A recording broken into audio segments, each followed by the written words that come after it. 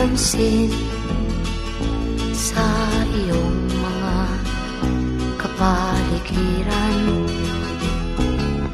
Kay dumi na ng hangin, pati na ang mga ilog natin. Di na masama ang pagunlad at malayo-layo na rin ang ating narating. Ngunit masdan mo ang tubig sa dagat, dati kulay asul, ngayon'y naging itim.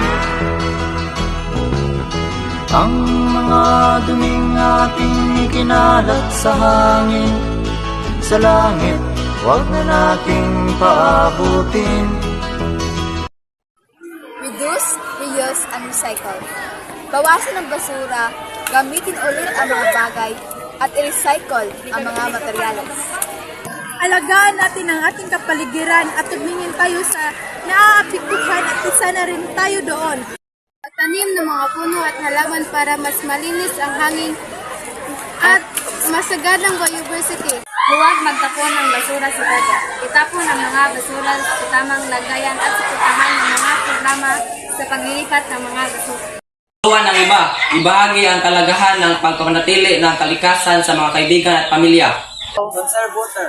Sipirin ang tubig, ayusin ang mga leaks para hindi masayang.